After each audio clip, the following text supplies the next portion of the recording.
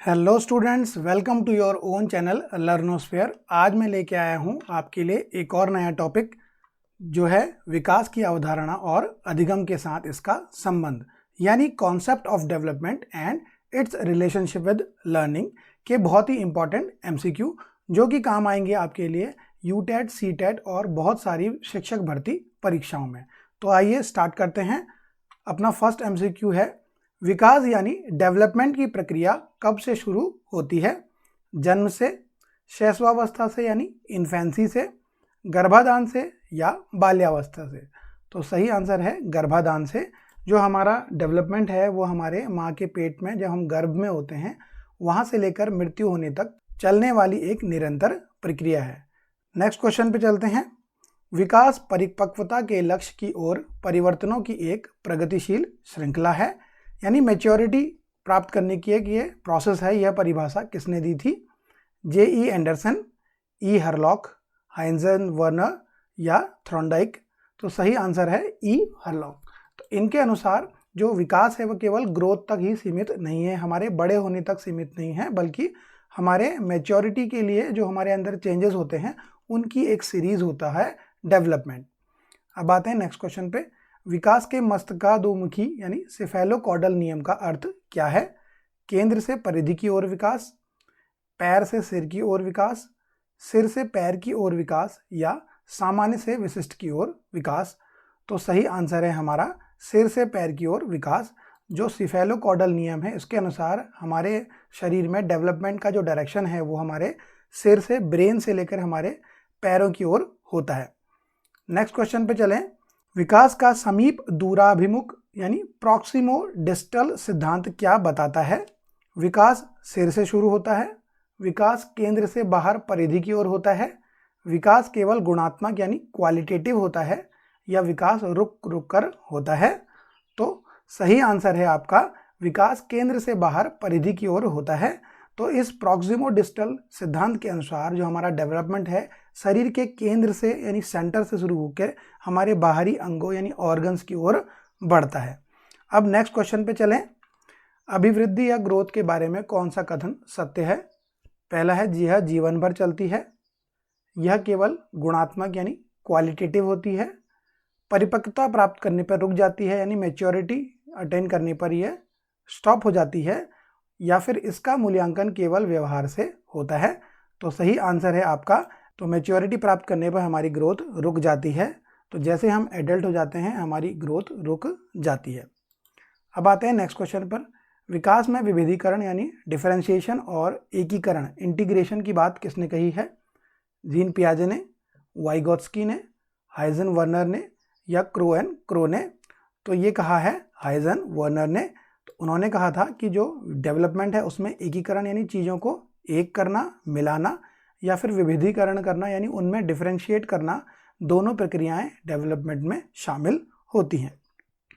अब आते हैं नेक्स्ट क्वेश्चन पे। खिलौना आयु यानी टॉय एज किस अवस्था को कहा जाता है?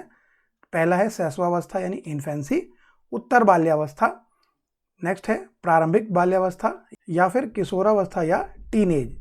तो सही आंसर है आपका प्रारंभिक बाल्यावस्था। ये प्रारंभिक बाल्यावस्था जो है 2 से 6 साल की एज होती है जिसमें बच्चे खिलौनों के साथ खेलते हैं, इसीलिए इसे टॉय एज या खिलौना आयु भी कहा जाता है। नेक्स्ट क्वेश्चन पे चलें। भाषा विकास के लिए सबसे संवेदनशील समय कौन सा है? जन्म के समय, प्रारंभिक बाल्यावस्था, किशोरावस्था यानी टीनेज या वयस्कता एडल्टहुड? तो भाषा विकास के लिए जो सही समय है वो है प्रारंभिक बाल्यावस्था, यानी 2 से 6 वर्ष की जो आयु होती है उसमें बच्चे अपने माता पिता, दादा दादी से देख करके, सुन करके अपने लिंग्विस्टिक डेवलपमेंट को यानी भाषा विकास को करते हैं। नेक्स्ट है विकास अधिगम से पहले आता है। डेवलपमेंट प्रीसीड्स लर्निंग, ये किसका विचार है? लेव वाइगोत्स्की का, जीन पियाजे का, B.F. स्किनर का या E.L. थ्रोंडाइक का? तो ये कहा था जीन पियाजे ने। इनके अनुसार बच्चा तभी सीख सकता है जब उसका कुछ डेवलपमेंट हो जाए, कॉग्निटिव डेवलपमेंट यानी एक संज्ञानात्मक स्तर तक वो पहुंच जाए, तब वो सीखना शुरू कर सकता है। नेक्स्ट, समीपस्थ विकास का क्षेत्र यानी zone of proximal development ZPD की अवधारणा या कॉन्सेप्ट किसने दिया था? जीन पियाजे ने, कोहलबर्ग ने, लेव वाइगोत्स्की ने या जे.ई. एंडरसन ने? तो ये दिया था लेव वाइगोत्स्की ने। इनके अनुसार ZPD वह क्षेत्र है जिसमें बच्चा स्वयं या किसी टीचर या माता पिता के मार्गदर्शन के साथ विकास कर सकता है, और ये कॉन्सेप्ट लेव वाइगोत्स्की ने दिया था। नेक्स्ट पे चलते हैं। सूक्ष्म मोटर स्किल या फाइन मोटर स्किल्स का उदाहरण क्या है? दौड़ना, कूदना, लिखना या सीढ़ियाँ चढ़ना? तो जो हमारा फाइन मोटर स्किल है वो है लिखना। तो जो सूक्ष्म मोटर स्किल्स होती हैं उसमें हम अपनी छोटी मसल्स का यानी छोटी मांसपेशियों का उपयोग करते हैं, जैसे लिखना और चित्र बनाना हमारे फाइन मोटर स्किल्स होते हैं। नेक्स्ट पे आते हैं। स्थूल मोटर कौशल यानी ग्रॉस मोटर स्किल्स में किनका उपयोग होता है? केवल उंगलियों का, बड़ी मांसपेशियों का, केवल आंखों का या केवल कानों का? तो सही आंसर है बड़ी मांसपेशियों का। तो जो ग्रॉस मोटर स्किल्स होती है उनमें हमारी बड़ी मसल्स जो हैं, बिग मसल्स शामिल होती हैं, जैसे कि दौड़ना, कूदना, ये सब हमारी यानी ग्रॉस मोटर स्किल्स हैं। अब आते हैं नेक्स्ट क्वेश्चन पे। विकास के किस आयाम में स्मृति यानी मेमोरी, तर्क यानी लॉजिक और समस्या समाधान प्रॉब्लम सॉल्विंग स्किल्स शामिल होती हैं? शारीरिक विकास में यानी फिजिकल डेवलपमेंट, संज्ञानात्मक यानी कॉग्निटिव डेवलपमेंट में, सामाजिक यानी सोशल डेवलपमेंट, नैतिक यानी मोरल डेवलपमेंट? तो सही आंसर है हमारा संज्ञानात्मक विकास। तो इसके अनुसार संज्ञानात्मक विकास जो होता है इसमें सभी मानसिक प्रक्रियाएं जैसे मेमोरी याद करना, लॉजिक यानी तर्क देना और समस्या समाधान करना, ये सब जो गतिविधियां इसमें आती हैं। नेक्स्ट पे आते हैं। अभिवृद्धि यानी ग्रोथ और विकास डेवलपमेंट के बीच मुख्य अंतर क्या है? पहला है अभिवृद्धि गुणात्मक यानी क्वालिटेटिव है, विकास मात्रात्मक यानी क्वांटिटेटिव है। नेक्स्ट, अभिवृद्धि मात्रात्मक यानी क्वांटिटेटिव है और विकास मात्रात्मक गुणात्मक दोनों होता है। नेक्स्ट है अभिवृद्धि निरंतर होती है, कंटिन्यूअस है, विकास रुक जाता है, या फिर दोनों में कोई अंतर नहीं है। तो सही उत्तर होगा आपका अभिवृद्धि मात्रात्मक है, लेकिन विकास जो है, डेवलपमेंट जो है वो क्वालिटेटिव और क्वांटिटेटिव दोनों होता है। तो इसमें दोनों प्रकार के परिवर्तन होते हैं। नेक्स्ट पे आते हैं। सिगमंड फ्राइड के अनुसार 6 से 12 वर्ष की अवस्था उत्तर बाल्यावस्था को क्या कहा जाता है? तो पहला है पहचान निर्माण अवस्था, दूसरा है सुषुप्तावस्था या लेटेंसी, सी है संवेदी अवस्था और नेक्स्ट है खिलौना आयु। तो सही आंसर होगा लेटेंसी या सुषुप्तावस्था, जो कि टीनेज से पहले की अवस्था होती है सिगमंड फ्राइड के अनुसार। नेक्स्ट क्वेश्चन है। अधिगम लर्निंग की सबसे उपयुक्त परिभाषा या डेफिनेशन क्या है? पहला है केवल जानकारी याद करना, नेक्स्ट है व्यवहार में अपेक्षाकृत स्थायी परिवर्तन यानी स्टेबल चेंजेस लाना, ऊंचाई में वृद्धि होना और उम्र के साथ मैच्योरिटी होना। ये आंसर होगा व्यवहार में अपेक्षाकृत स्थायी परिवर्तन लाना। तो जो लर्निंग होती है वो हमारे अभ्यास और अनुभव के कारण जो हमारे बिहेवियर में चेंज होता है उसी को हम लर्निंग कहते हैं। नेक्स्ट पे आते हैं। स्कैफोल्डिंग का क्या अर्थ है? बच्चों को दंड देना, बच्चे को पूरी तरह अकेला छोड़ देना, सीखने में अस्थायी सहायता देना या फिर बच्चे की बुद्धि मापना। तो सही आंसर होगा सीखने में अस्थायी सहायता देना। तो इसके अनुसार जो विद्यार्थी होता है उसको उसके ZPD जो आपका जोन होता है डेवलपमेंट का, उसमें आगे बढ़ने के लिए दी जाने वाली अस्थायी सहायता स्कैफोल्डिंग कहलाती है। अब नेक्स्ट पे आते हैं। किशोरावस्था यानी टीनेज 12 से 18 वर्ष की, उसकी मुख्य विशेषताएं यानी कैरेक्टरिस्टिक्स क्या होती हैं? खिलौनों से खेलना, पहचान निर्माण या आइडेंटिटी फॉर्मेशन, या केवल शारीरिक वृद्धि का रुकना यानी ग्रोथ का रुक जाना, भाषा विकास की शुरुआत या लिंग्विस्टिक डेवलपमेंट का शुरू होना। तो सही आंसर होगा आइडेंटिटी फॉर्मेशन। जो टीनेज या किशोरावस्था होती है उसमें बच्चे अपनी आइडेंटिटी फॉर्मेशन करते हैं और ये जो काल है ये एक सेक्सुअल मैच्योरिटी का यानी यौन परिपक्वता की एज भी होती है। नेक्स्ट है शैशवावस्था इन्फेंसी 0 से 2 वर्ष का मुख्य मनोवैज्ञानिक कार्य क्या है?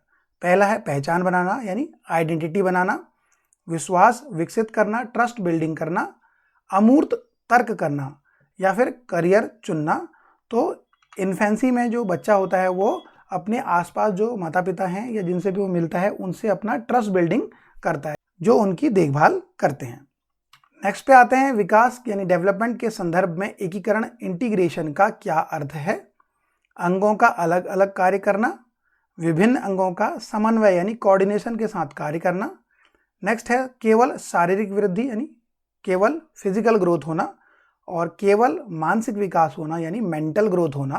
तो सही आंसर है विभिन्न अंगों का कोऑर्डिनेशन के साथ कार्य करना, क्योंकि जो इंटीग्रेशन होता है उसमें सभी अंग मिलजुल करके एक कोऑर्डिनेशन या समन्वय के साथ कार्य करते हैं, और ये कहा था हाइजेनबर्गर ने।